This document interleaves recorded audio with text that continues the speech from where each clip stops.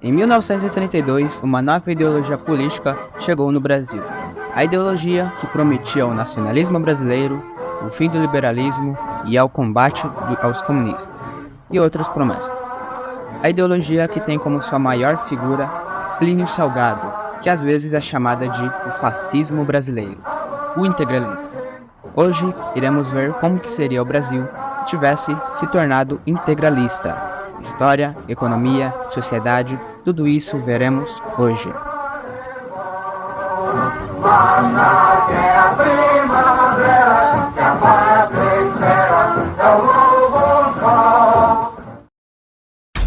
Bem, galera, antes de começar o vídeo, queria dizer que esse assunto é muito delicado e difícil. Ainda existem várias discussões e debates sobre esse assunto, sobre o integralismo. Então, por isso estarei usando fatos e fazendo hipóteses, usando sentidos. Estudei bastante sobre esse assunto antes de fazer o vídeo, e todos os meios do meu estudo estarão na descrição do vídeo. Se por acaso tiver algo errado, ou se você quiser criticar o vídeo, a aba de comentários vai estar aberta.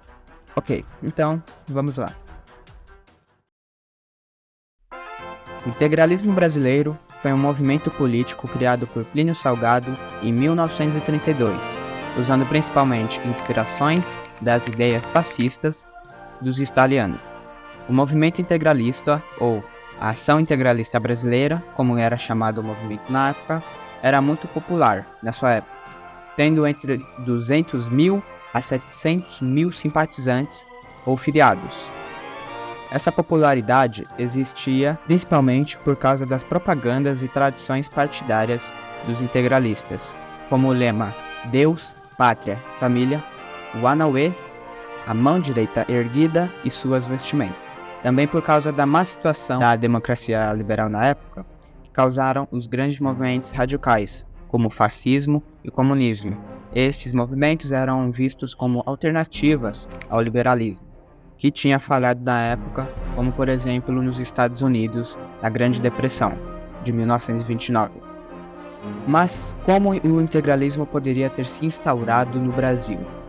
De duas formas, sendo a primeira, de forma eleitoral, o Plínio Salgado se candidatando e se tornando o presidente do país, mas então o golpe de 1937 feito por Getúlio Vargas não poderia ter acontecido. Ou também causando um golpe de Estado no governo Vargas. Irei seguir da forma onde Plínio Salgado conseguiria entrar no poder pelo golpe de Estado, no evento histórico o Levante Integralista, ou também chamado de Intentona Integralista. O Levante Integralista foi um evento histórico de 1938, onde os integralistas contra o governo de Getúlio Vargas, que instaurou o Estado Novo, invadiram o Palácio da Guanabara, no Rio de Janeiro, e tentaram depor Getúlio Vargas. Aqui vamos mudar esse evento e fazer os integralistas continuarem o golpe. Então, Plínio Salgado entra no poder do Brasil dias depois do golpe ter sido um sucesso, e finalmente oficializando o integralismo no país. No começo do regime, todos os outros partidos do Brasil seriam extinguidos e seria instaurado um partido único. E esse partido seria um partido integralista, seria criado.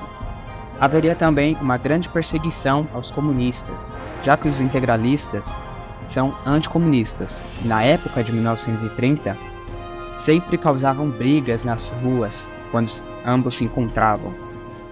O país seria autoritário, com um Estado forte e provavelmente as oposições seriam perseguidas pelo governo, parecido como era na Itália de Mussolini.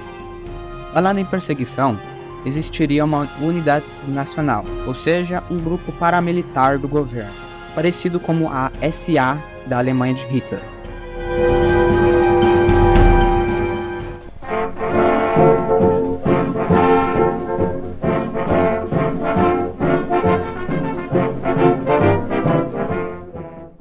Na economia, ela seria planificada e corporativista.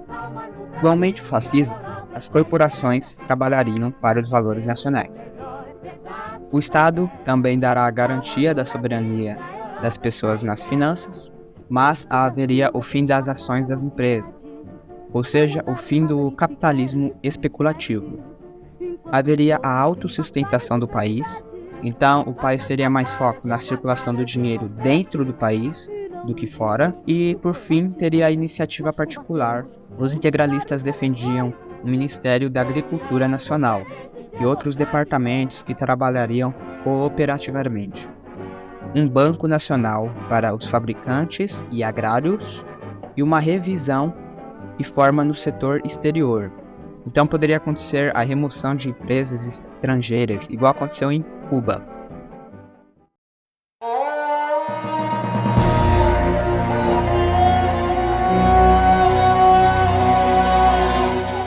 Seria criada uma grande identidade nacional, ou seja, o nacionalismo e o amor à pátria.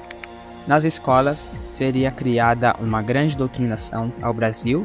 Talvez poderia haver alguma doutrinação ao partido, mas não achei nada sobre isso. A liberdade de imprensa seria restringida ao que o partido aceitaria, então não poderia ter oposição ao governo, igual na ditadura militar de 1964. As mulheres seriam igualmente importantes.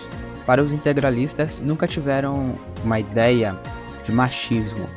Aliás, muitas mulheres eram afiliadas à AIB, Ação Integralista Brasileira, na década de 1930. Mas existiria antissemitismo no Brasil, igual partidos fascistas e nazistas na Europa? Outro membro da velha guarda de simpatizantes é o paulista Anésio Lara de Campos Júnior. O uniforme verde não deixa dúvidas. Ele é um saudosista das milícias do integralismo da década de 30.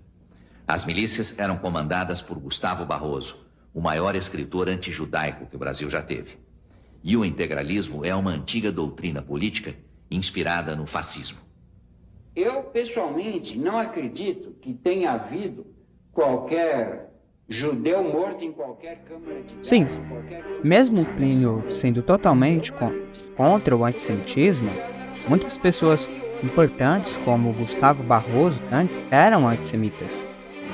Plínio dizia que o problema é ético, não ético. Então, a união do povo era a prioridade, mas não é o ideal da ideologia. Então, galera, uma coisa importante que é bom dizer é sobre a religião, porque no Estado integralista, a separação de Estado e Igreja, ou seja, um Estado laico, não existiria no governo. Seria um Estado católico, mas outras religiões seriam livres. Com a instauração de um regime autoritário no Brasil, sistema de autossustentação e o próprio sistema integralistas, democracias e países socialistas não teriam boas visões sobre o Brasil, principalmente após a Segunda Guerra Mundial, já que o integralismo parece muito o fascismo e o nazismo. Esse sistema seria bem mal visto pelos países afora. Durante a Segunda Guerra Mundial, ao meu ver, o país seria neutro, porém com boas relações com o eixo na Europa. Talvez o país poderia entrar no final da guerra ou nem entraria. Eu acho que é mais provável pelas razões ideológicas com a Itália e a Alemanha. Mas provavelmente o integralismo não duraria muito no país, na minha visão. Após a Segunda Guerra e a queda dos países com governos autoritários, no Brasil a ideologia poderia acabar por uma manifestação popular ou um golpe de Estado, talvez fornecido pelos Estados Unidos. Assim, o integralismo duraria de 1937 até a década de 1940 ou 1950, finalmente acabando o regime.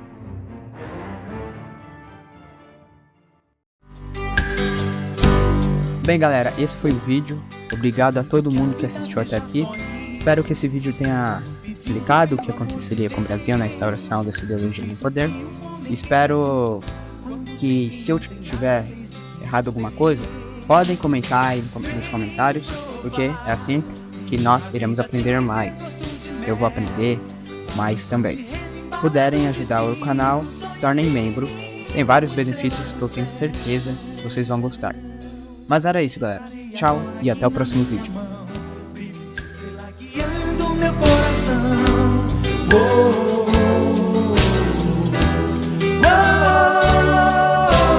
oh. Parei agora aqui na minha mão, brilho de estrela guiando meu coração.